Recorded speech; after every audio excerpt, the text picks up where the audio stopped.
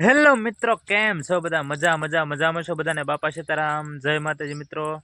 તો મિત્રો આજે છે ને આપણે નક્કી કર્યું છે કે આ વર્ષે આપણે છે ને આંબલી માથે ચડ્યા જ નથી. જો આંબલી માથે ચડ્યા જ નથી એટલે આજ છે ને આપણે આંબલી માથે ચડવાનું છે. અને કાયતરા ઘણા છે પણ અશ કાયતરા છે કે નહીં એ આપણે જોવાનું છે.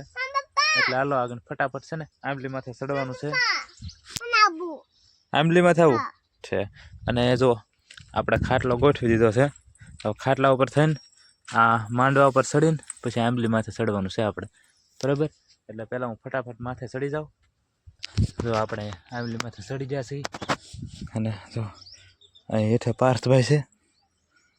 પાર્થભાઈ, તારે ચડવું છે? હાલો તો હજી છે ને માથે ચડવાનું બાકી છે હજી, તો હજી અધર વ્યા જઈ. હાલો મિત્રો, તો આપણે છે ને ઠેઠ આંબલી માથે પોગી ગયા છીએ, ઠેઠ ટિંગરમાં. જો આ કાયતરા જોવો તમે મિત્રો.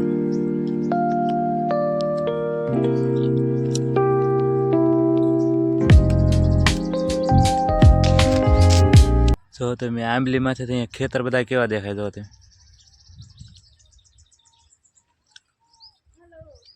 અને આ બાજુ જો ઓલો સફેદ કાગળ રેખો દેખાય છે ને, એ તુરિયા છે ના બાજુમાં. એક આપણે ચડ્યા ને એ એક આંબલી છે, અને એક જો ઓલું ઘર દેખાય ને એક બહુ મોટી આંબલી છે. જો તમે આ છે મિત્રો, આપણે છે ને કાયતરા થોડાક તોડી લીધા છે. જો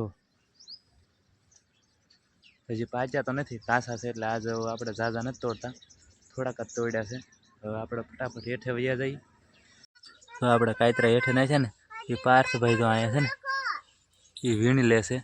પાર્થભાઈ ક્યાં છો ભાઈ? હું દેખાવ છું? ક્યાં છું હું? હે હું જો ને અહીંયા છું, દેખાવ છું છે. તો હું બીજી ડાળમાં આવ્યો ને ના કાયતરા ઘણા છે. કવડા કાયતરા.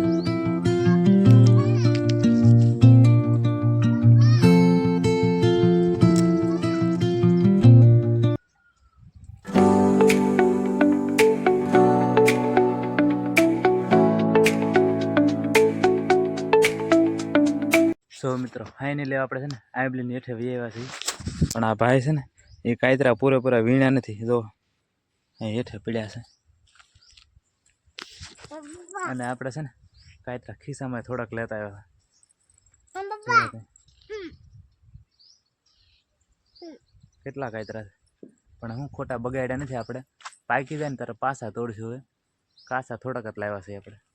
જો મિત્રો, આજે જમવામાં છે ને જો ભાજી છે, રોટલો છે, થેપલા, મૂઠિયા બનાવેલા છે અને દાળ ભાત.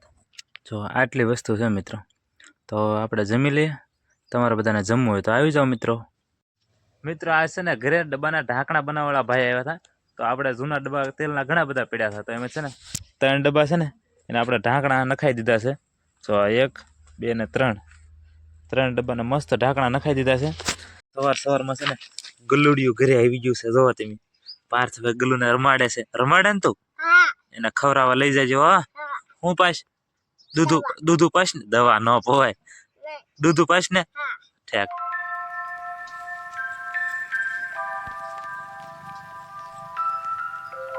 મિત્રો, આપણે બાળકોને સ્કૂલે મૂકવા જતા હતા ને ત્યાં 2 ગલુડિયા રસ્તાની બાજુમાં હતા. મસ્ત છે હો. પણ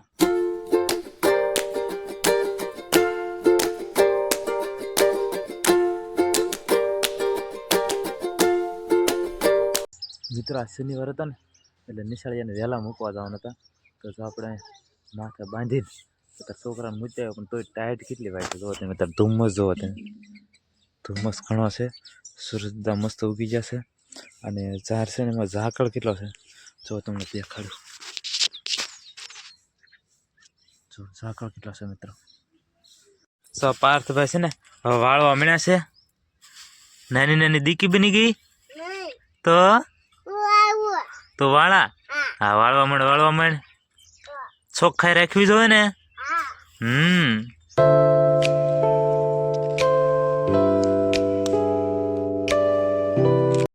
મિત્રો આજ વિભૂતિબેને છે ને સ્કૂલની અંદર એક સરસ મજાની વાર્તા કીધી હતી. તો એ વાર્તા મેં સાંભળીને તો મને એમ થયું કે વાર્તા ખૂબ સારી છે, તો મને એમ થયું કે તમને વાર્તા સાંભળાવું. તો હાલો વિભૂતિબેન પાસે આપણે વાર્તા સાંભળવી. વિભૂતિબેન છે ને અત્યારે વાર્તા કહેવા માટે રેડી થઈ જશે.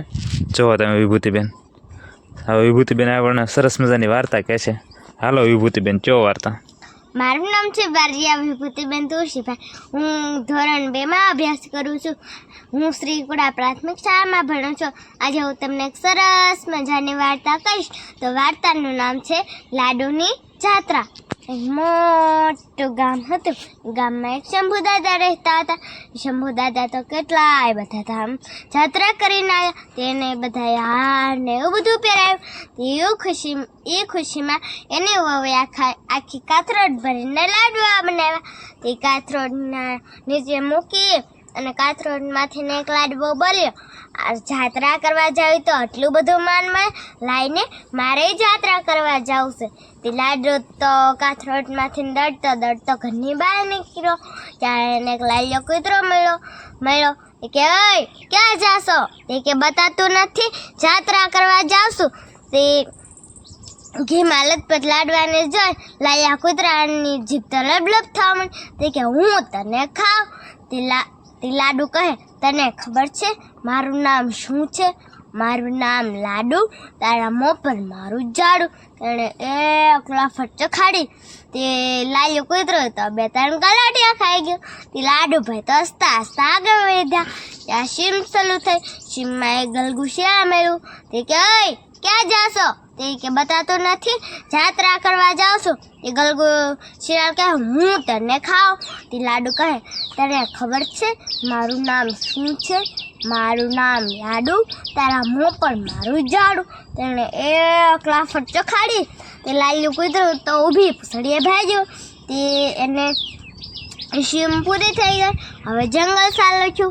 જંગલમાં એક વરુ મળ્યો. વરુ કે ઓય ક્યાં જાશો? તે કે લાડુ કહે, બતાતું નથી, જાત્રા કરવા જાઉં છું. તે વરુ કહે, હું તને ખાવ. તે લાડુ કહે, તને ખબર છે મારું નામ શું છે? મારું નામ લાડુ, તારા મોં પર મારું જાડું. તેણે એક લાફટ ચખાડી. તે વરુનું મોઢું તો ફરી ગયું. તે લાડુભાઈ તો હસતા આગળ વધ્યા. ત્યાં એને જંગલનો રાજા સિંહ મળ્યો. કે ક્યાં જશો? તે કે બતાતું નથી, જાત્રા કરવા જાઉં છું. તે સિંહ કહે, જાત્રા કરવા જવાનો જંગલના રાજાનો પરવાનો લીધો. તે લાડુ કહે, પરવાનો એટલે શું? તે સિંહ કહે, પરવાનો એટલે હું તને ખાવ. તે લાડુ કહે, તને ખબર છે મારું નામ શું છે? મારું નામ લાડુ, તારા મોં પર મારું જાડું. તેણે એક લાફટ ચખાડી. તે સિંહ તો ત્યાં થઈ ગયું. તે લાડુભાઈ તો હસતા આગળ વધ્યા. ત્યાં એને એક નદી મળી. તે નદી કિનારે એક બ્રાહ્મણ નાય ધોઈને પૂજા કરવા બેઠા હતા. તે લાડુ કહે, નહીં, લાડુને જતા જોઈ બ્રાહ્મણ કહે, આવો લાડુ, આસન પર બિરાજો. તે લાડુભાઈ તો આસન પર બિરાજા અને બ્રાહ્મણની પડખે એક પેટી હતી. લાડુ કહે, બ્રાહ્મણ આ પેટીમાં શું રાખો છો? તે બ્રાહ્મણ કહે, આમાં તો હું ઘી, ગોળ, મીઠાઈ એવું બધું રાખું છું. તે લાડુ કહે, મને બતાડશો? તે બ્રાહ્મણ કહે, આ તો હું જેને લાયક હોય એને જ બતાડું છું, નકર તો આમને 2 ભાખરા, 2 રોટલા, 4 પૂરી એ બધા નીકળ્યા, પણ મેં એને બતાડ્યું નહીં. તે લાડુ કહે, તો હું શું લાયક નથી? તે બ્રાહ્મણ કહે, તમે તો લાયક છો તે ને, ચાલો મારા હાથ પર બેસી જાઓ, હું તમને બતાડું. તે લાડુભાઈ તો બ્રાહ્મણના હાથ પર બેસી ગયા અને બ્રાહ્મણે મોઢું ખોલ્યું અને લાડવો ખાઈ ગયા અને ઉપરથી પાણી પી ગયા. અહીંયા લાડુભાઈની જાત્રા પૂરી થઈ ગઈ. આ વાર્તામાંથી આપણે એ શીખવું જોઈએ કે અને અભિમાન કરવું જોઈએ નહીં, એટલે લાલચમાં આવવું નહીં. જો મિત્રો, તો વિભૂતિબેને સરસ મજાની વાર્તા કીધી છે. તો તમને વાર્તા કેવી લાગી ને એ જરૂરથી કોમેન્ટમાં કહી દેજો. તો ચાલો મિત્રો, આજનો વ્લોગ આપણે એમ પૂરો કરીએ. આજનો વિડીયો તમને કેવો લાગ્યો તો ચોક્કસથી કહી દેજો. ફરી મળીશું નવા વ્લોગમાં. ત્યાં સુધી બધાને બાય બાય, બધાને સીતારામ.